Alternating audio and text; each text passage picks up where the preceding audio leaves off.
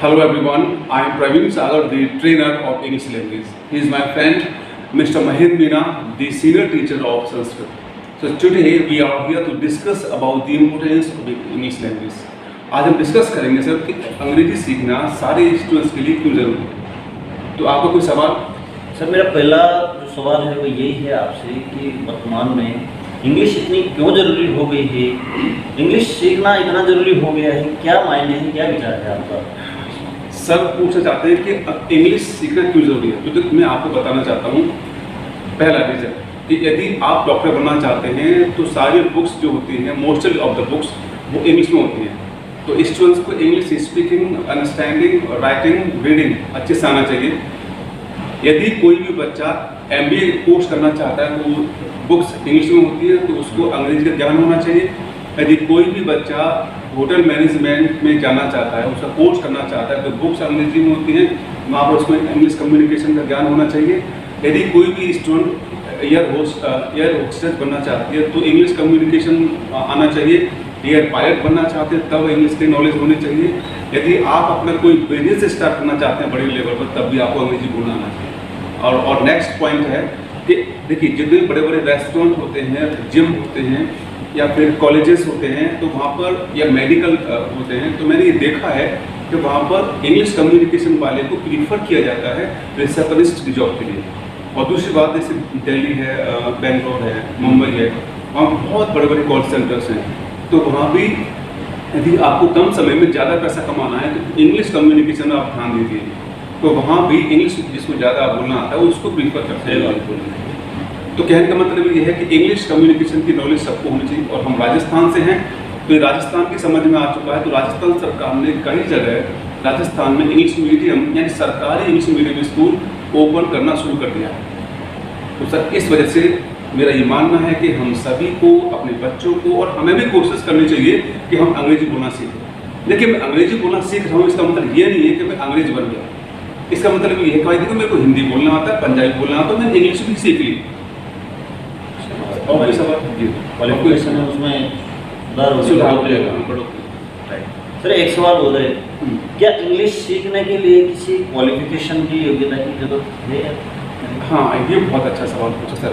क्या कोई उम्र निर्धारित है कि कोई निश्चित उम्र से हम इंग्लिश सीख सकते हैं?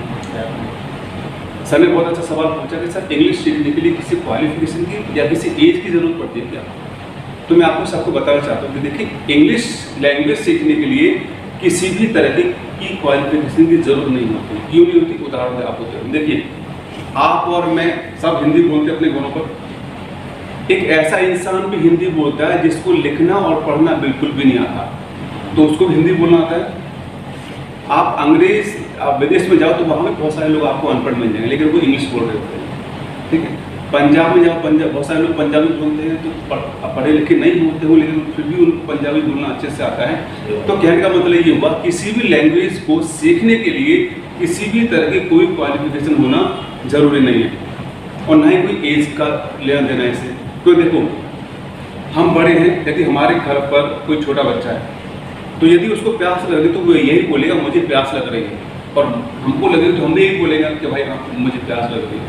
तो लैंग्वेज सीखने और बोलने के लिए किसी क्वालिफिकेशन का होना जरूरी नहीं है। सर एक सवाल बहुत कोई ऐसा तरीका या उपाय जिससे इंग्लिश सीखने में आसानी? भाई बुक्स वगैरह, नोट्स वगैरह चलो पढ़ते पढ़ते मुझे भी इतने साल हो गए, लेकिन मैं भी इंग्लिश में ऐसा कोई तरीका? देखिए, एक सर इंग्लिश बोलने के लिए केवल 2 तरीके हैं। इसके अलावा मैं आप सभी से एक स्ट्रिक्ट एडवाइस देना चाहता हूँ कि मैं जो 2 तरीके आपको बताने जा रहा हूँ, इसके अलावा कोई तीसरा तरीका आप अपनाना मत।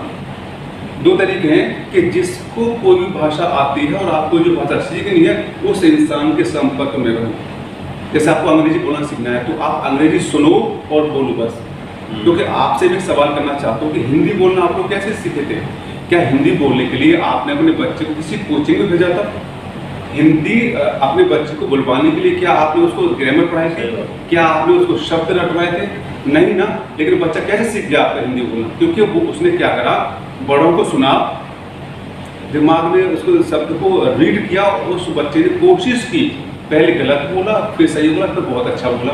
तो यही तरीके से कोई भी भाषा सीखने के लिए पहले भाषा सिखाई नहीं जाती। एक और उदाहरण दूंगा आपको कि आप याद करना कि आप स्टूडेंट हैं और रहे होंगे कि आपके लाइफ में जितने भी इंग्लिश पढ़ाने वाले टीचर्स आए हैं वो ग्रामर सब्जेक्ट और इंग्लिश सब्जेक्ट आज 10 साल से 15 साल से 8 साल से पढ़ाते आ रहे हैं। जी तो क्या उन सबको अंग्रेजी बोलना आता है फ्लुएंट? आई थिंक नहीं आता।